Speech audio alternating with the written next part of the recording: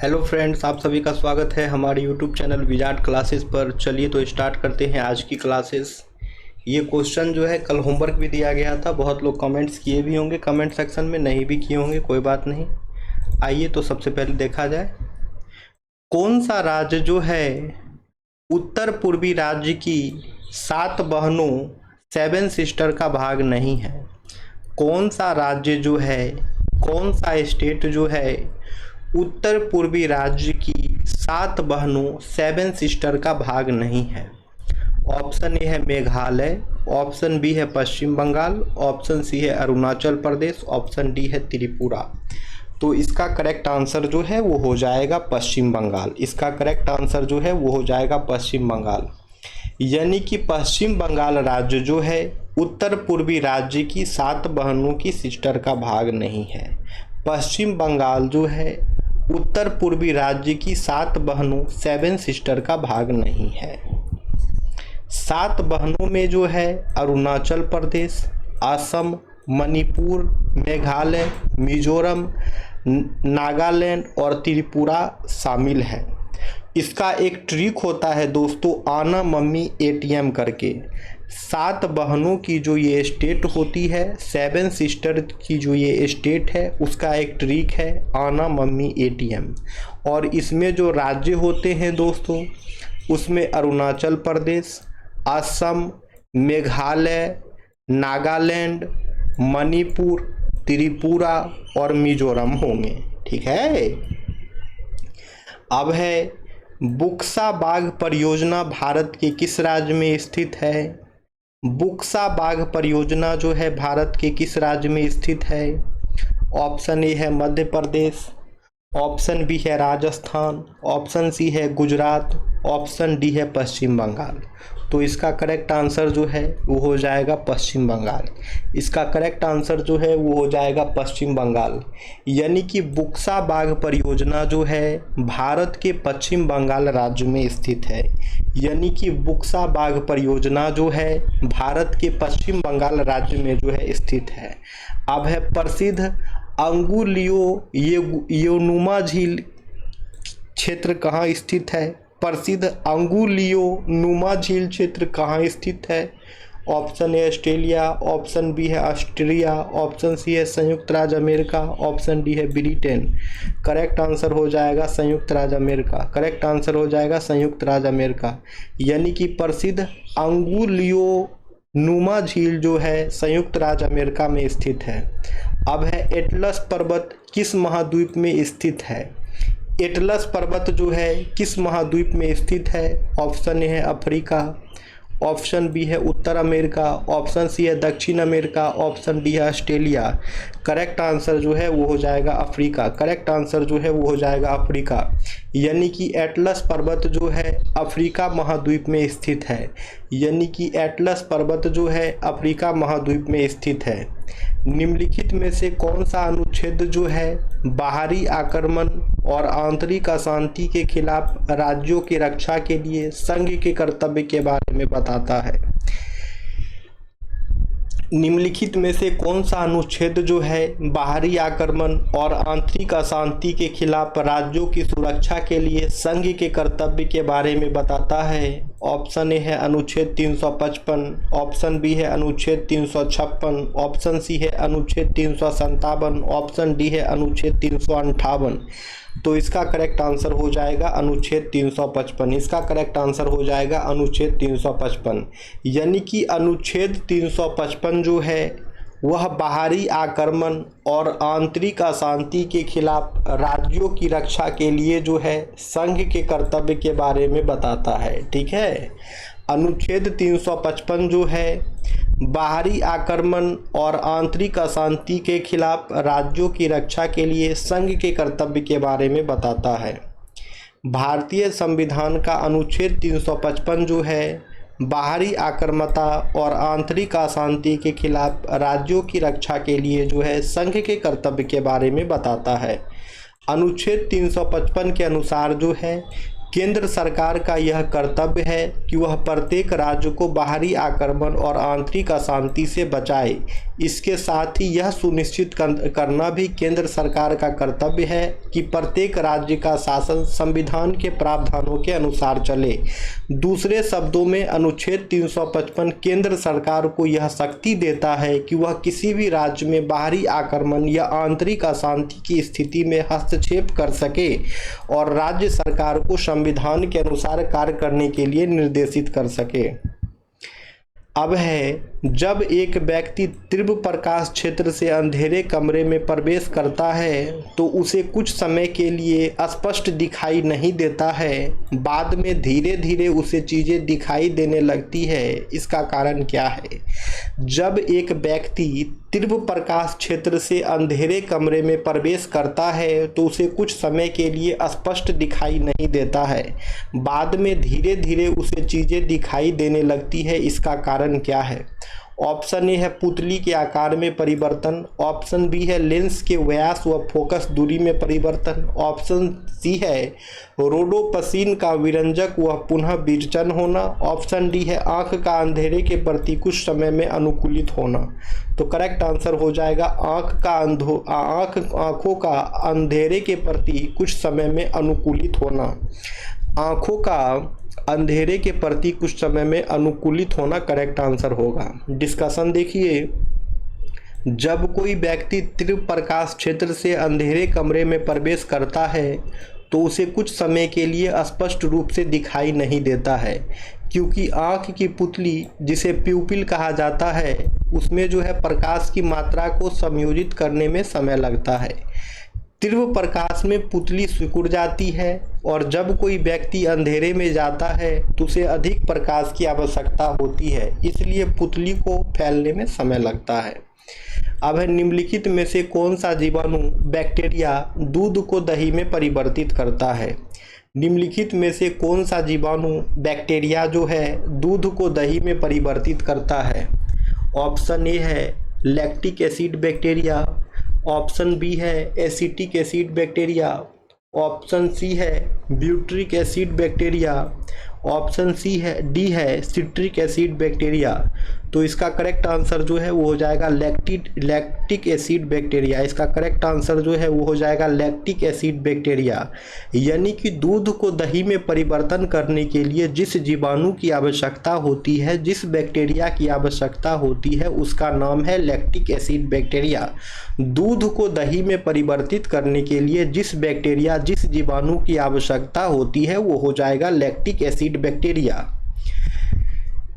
इसका डिस्कशन देखिए, दूध को दही में परिवर्तन करने वाला मुख्य जीवाणु लैक्टोबैसिलस है। लैक्टोबैसिलस एक प्रकार का बैक्टीरिया है जो दूध में मौजूद लैक्टोज का लैक्टिक एसिड में बदल देता है। यह लैक्टिक एसिड दूध के प्रोटीन को जमा देता है, जिससे दूध दही में बदल जाता है।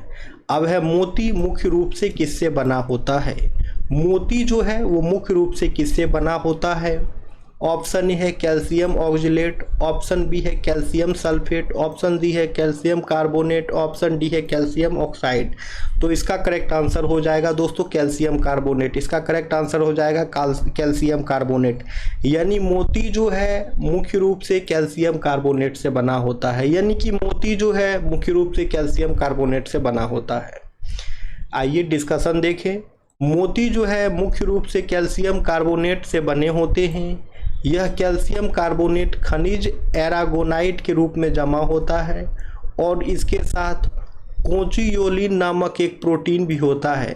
ये दोनों पदार्थ सीप या मसलस के खोल के अंदर जमा होकर मोती का निर्माण करते हैं। अब है, जब पानी में नमक मिलाया जाता है तो निम्नलिखित में से कौन सा परिवर्तन होता है? जब पानी में जो है नमक मिलाया जाता है तो निम्नलिखित में से कौन सा परिवर्तन होता है? ऑप्शन ए है क्वथनांक बढ़ता है और जमाव बिंदु घटता है, ऑप्शन बी है क्वथनांक घटता है और जमाव बिंदु बढ़ता है, ऑप्शन सी है क्वथनांक और जमाव बिंदु दोनों घटता है, ऑप्शन डी है क्वथनांक एक जमाव बिंदु दोनों बढ़ते हैं। तो करेक्ट आंसर हो जाएगा क्वथनांक बढ़ता है और जमाव बिंदु घटता है। जब पानी में नमक मिलाया जाता है तो क्वथनांक बढ़ता है और जमाव बिंदु घटता है। ठीक है, डिस्कशन देखिए, जब पानी में नमक मिलाया जाता है तो पानी का क्वथनांक यानी कि बॉइलिंग पॉइंट जो है बढ़ जाता है और हिमांक यानी कि फ्रीजिंग पॉइंट जो है कम हो जाता है। यह एक भौतिक परिवर्तन है क्योंकि इसमें कोई नया पदार्थ नहीं बनता है, सिर्फ नमक पानी में घुल जाता है। ठीक है, जब पानी में नमक मिलाया जाता है तो पानी का क्वथनांक यानी कि बॉइलिंग पॉइंट जो है बढ़ जाता है और हिमांक यानी कि फ्रीजिंग पॉइंट जो है कम हो जाता है क्योंकि यह एक भौतिक परिवर्तन है, इसमें कोई नया पदार्थ नहीं बनता है, सिर्फ नमक पानी में घुल जाता है। अब है निम्नलिखित में से किसका उपयोग जो है पॉलीथीन के संश्लेषण में किया जाता है। निम्नलिखित में से किसका उपयोग जो है पॉलीथीन के संश्लेषण में किया जाता है। ऑप्शन ए है मीथेन, ऑप्शन बी है एथिलीन, ऑप्शन सी है प्रोपेन, ऑप्शन डी है ब्यूटेन। करेक्ट आंसर हो जाएगा एथिलीन। करेक्ट आंसर हो जाएगा एथिलीन, यानी कि एथिलीन का उपयोग जो है पॉलीथीन के संश्लेषण में किया जाता है, यानी कि एथिलीन का प्रयोग जो है, एथिलीन का उपयोग जो है पॉलीथीन के संश्लेषण में किया जाता है। पॉलीथीन की संश्लेषण में एथिलीन या एथीन का उपयोग किया जाता है। ठीक है, और एथिलीन जो है दोस्तों एक सरल कार्बोनिक यौगिक पॉलीथीन का मुख्य घटक या मोनोमर है। पॉलीथीन के संश्लेषण की प्रक्रिया में एथिलीन अणुओं को एक साथ जोड़कर एक लंबी श्रृंखला बनाई जाती है जिसे बहुलक या पॉलीमर कहा जाता है। इस प्रक्रिया को पॉलीमराइजेशन कहते हैं। अब है निम्नलिखित में से किस समूह के जीवों का डूबने से हुई मृत्यु का पता लगाने में महत्व है। निम्नलिखित में से किस समूह के जीवों का डूबने से हुई मृत्यु का पता लगाने में महत्व है। ऑप्शन ए है लाइकेन, ऑप्शन बी है प्रोटोजोआ, ऑप्शन सी है साइनोजीवाणु, ऑप्शन डी है डाइटम। इसका करेक्ट आंसर जो है वो हो जाएगा डाइटम। इसका करेक्ट आंसर जो है वो हो जाएगा डाइटम, यानी कि डाइटम जो है वो डूबने से हुई मृत्यु का पता लगाने में जो है इसका महत्व है। डिस्कशन देखिए, डाइटम जो है एक कोशिकीय शैवाल होते हैं जो लगभग सभी जल निकायों में पाए जाते हैं। डूबने से हुई मृत्यु का पता लगाने में डाइटम का महत्व इस तथ्य पर आधारित है, जब कोई व्यक्ति डूबता है तो उसके फेफड़ों में पानी के साथ साथ डाइटम भी प्रवेश कर जाते हैं। यदि किसी मृत व्यक्ति के ऊतकों में डाइटम पाए जाते हैं तो यह इस बात का प्रमाण हो सकता है कि उसकी मृत्यु डूबने से हुई है। अब है आर्कियोपेट्रिक्स किन वर्गों के प्राणियों के बीच योजक करी है। आर्कियोपेट्रिक्स किन वर्गों के प्राणियों के बीच एक योजक करी है। ऑप्शन ए है उभयचर व पक्षी, ऑप्शन बी है सरीसृप व पक्षी, ऑप्शन सी है सरीसर्प व स्तनधारी, ऑप्शन डी है पक्षी व स्तनधारी। करेक्ट आंसर हो जाएगा सरीसर्प व स्तनधारी, यानी कि आर्कियोपेट्रिक्स जो है ये सरीसर्प व स्तनधारी के प्राणियों के बीच योजक करी है। अब है मेमथ जो है वो किसका पूर्वज है। मेमथ जो है किसका पूर्वज है। ऑप्शन ए है कुत्ता का, ऑप्शन बी है घोड़ा का, ऑप्शन बी है उफरंट का, ऑप्शन डी है हाथी का। करेक्ट आंसर हो जाएगा हाथी का। करेक्ट आंसर हो जाएगा हाथी का, यानी कि मेमथ जो है हाथी का पूर्वज है, यानी कि मेमथ जो है हाथी का पूर्वज है।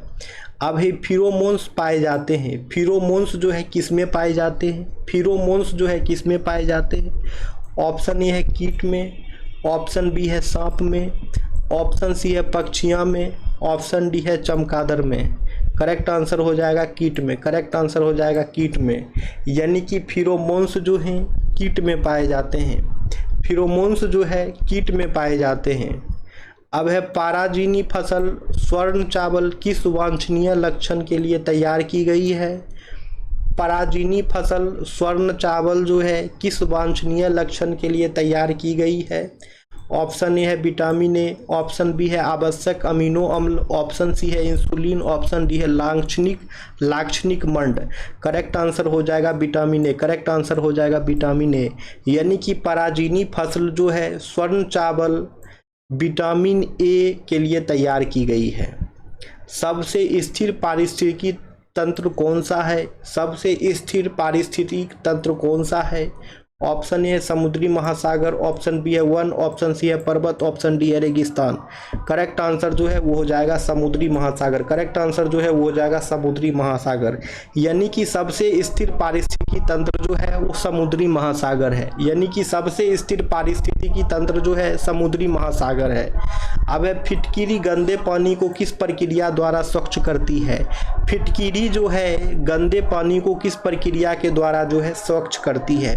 फिटकिरी जो है गंदे पानी को किस प्रक्रिया के द्वारा जो है स्वच्छ करती है? ऑप्शन ए है अवशोषण, ऑप्शन बी है अधिशोषण, ऑप्शन सी है स्कंदन, ऑप्शन डी है अपोहन। तो इसका करेक्ट आंसर जो है वो हो जाएगा स्कंदन। इसका करेक्ट आंसर जो है वो हो जाएगा स्कंदन। यानी कि फिटकिरी जो है गंदे पानी को स्कंदन प्रक्रिया के द्वारा स्वच्छ करती है। यानी कि फिटकिरी जो है गंदे पानी को स्कंदन प्रक्रिया के द्वारा स्वच्छ करती है। फिटकिरी जो है गंदे पानी को स्कंदन प्रक्रिया के द्वारा स्वच्छ करती है। आइए तो इसका डिस्कशन देखें। फिटकिरी जिसे एलम कहते हैं गंदे पानी को स्कंदन यानी कि कोगुलेशन और फॉलिकुलेशन नामक प्रक्रियाओं द्वारा स्वच्छ करती है। फिटकिरी पानी में मौजूद निलंबित कणों जैसे मिट्टी के कण को एक साथ जमा करके बड़े बड़े थक्के फ्लॉक्स बनाती है, जो फिर गुरुत्वाकर्षण के कारण नीचे बैठ जाते हैं, जिससे पानी जो है साफ हो जाता है। अब है भारत के निम्नलिखित में से किस क्षेत्र को जो है जैव विविधता हॉट स्पॉट के रूप में नामित किया गया है? नीचे दिए गए कूटों में से सही उत्तर का चयन कीजिए। ऑप्शन ए है पूर्वी हिमालय, ऑप्शन बी है पूर्वी घाट, ऑप्शन सी पश्चिमी घाट, ऑप्शन डी पश्चिमी हिमालय। तो करेक्ट आंसर हो जाएगा केवल एक और तीन, यानी कि पूर्वी हिमालय और पश्चिमी घाट। पूर्वी हिमालय और पश्चिमी घाट जो है भारत के जैव विविधता हॉट स्पॉट के रूप में नामित किया गया है। पूर्वी हिमालय और पश्चिमी घाट को जो है पूर्वी हिमालय और पश्चिमी घाट को जो है भारत के जैव विविधता हॉट स्पॉट के रूप में नामित किया गया है। याद रखना है दोस्तों। अब है समुद्री जल को शुद्ध जल में किस प्रक्रिया द्वारा जो है बदला जा सकता है? समुद्री जल को जो है शुद्ध जल में किस प्रक्रिया के द्वारा बदला जा सकता है?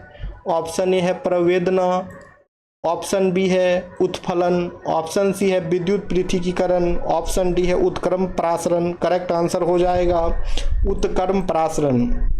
करेक्ट आंसर हो जाएगा उत्क्रम प्रासरण।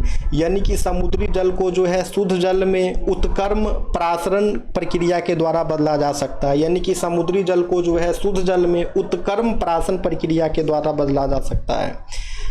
किस फसल में एजोला एनाबीना जैव उर्वरक का प्रयोग किया जाता है? किस फसल में जो है एजोला एनाबीना जैव उर्वरक का प्रयोग किया जाता है? ऑप्शन ए है गेहूं, ऑप्शन बी है चावल, ऑप्शन सी है सरसों, ऑप्शन डी है कपास।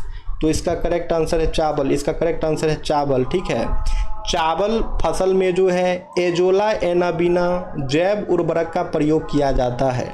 चावल फसल में जो है एजोला एनाबीना जैव उर्वरक का प्रयोग किया जाता है। अब है निम्नलिखित अभिलेखों में से किस लेख में जो है अशोक का नाम उल्लिखित है?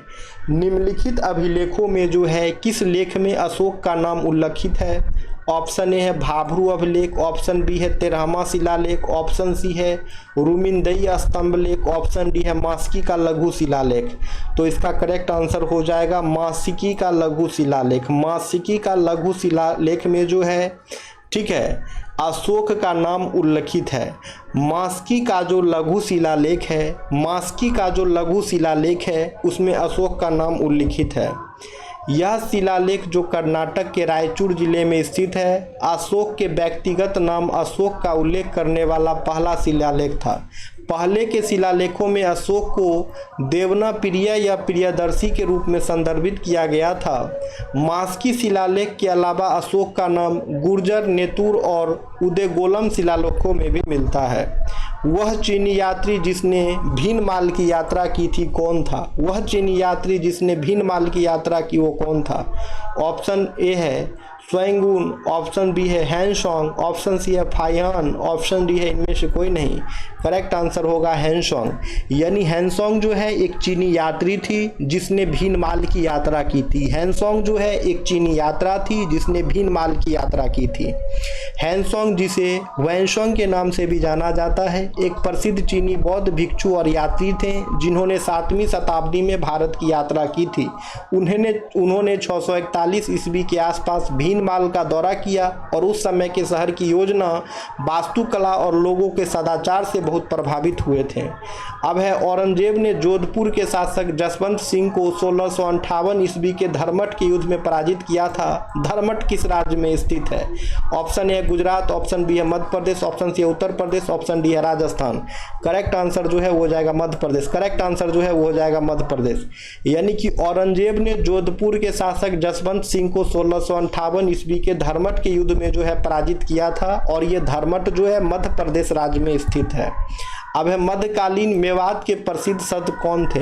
मध्यकालीन मेवात के जो है प्रसिद्ध संत कौन थे? ऑप्शन ए है चरना दास, ऑप्शन बी है लाल दास, ऑप्शन सी है हरिद्राम दास, ऑप्शन डी है सुंदर दास। करेक्ट आंसर होगा दोस्तों लाल दास। करेक्ट आंसर होगा लाल दास। यानी मध्यकालीन मेवात के प्रसिद्ध संत जो है लाल दास थे।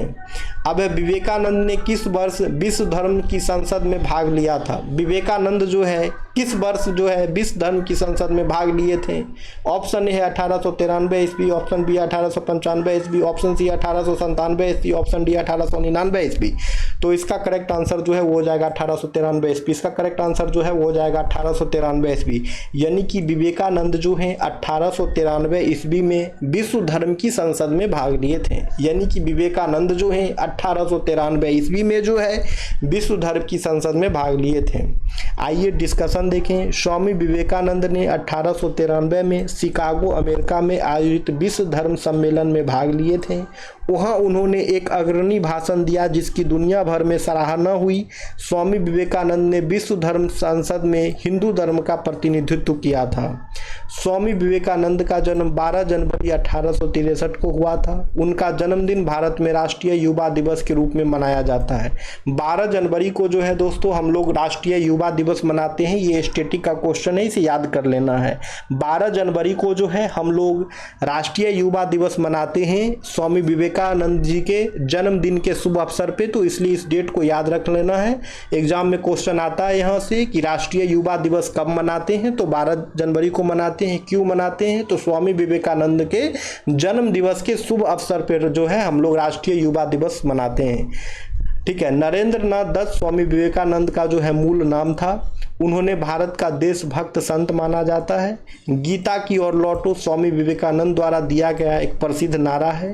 रामकृष्ण मिशन की स्थापना स्वामी विवेकानंद ने 1897 ईस्वी में की थी। रामकृष्ण मिशन की मुख्यालय जो है पश्चिम बंगाल के बेलूर मठ में स्थित है। आत्मनो मोक्षार्थ जगत हिताय च रामकृष्ण मिशन का आदर्श वाक्य है। स्वामी विवेकानंद का 4 जुलाई 1902 को 39 वर्ष की आयु में जो है निधन हो गई। तो विवेकानंद के बारे में उतने बात को याद रखना है। अब है विश्व के जल संसाधनों में जो है भारत का अंश कितना है? विश्व के जल संसाधन में जो है भारत का अंश कितना है? तो ये क्वेश्चन जो है आप लोगों का होमवर्क रहा। हम सेशन को एंड कर रहे हैं। अब फिर मिलेंगे कल की क्लासेस में। ये सेशन जो है हमारे चैनल पे रेगुलर चलती है। जो लोग नए हैं चैनल पे, चैनल को सब्सक्राइब कर सकते हैं ताकि आने वाले वीडियो का नोटिफिकेशन जो है आप सभी को मिलता रहे। ठीक है। और जो लोग अंत तक वीडियो को देखे हैं सभी लोग जो है वीडियो को लाइक करें। जो लोग नए हैं चैनल पे, चैनल को सब्सक्राइब कर लेंगे। चलिए तो फिर मिलते हैं कल की क्लासेस में। Thank you friends, thank you everyone. आप लोग वीडियो लाइक करना ना भूले दोस्तों और कमेंट्स करना भी। चलिए, थैंक यू।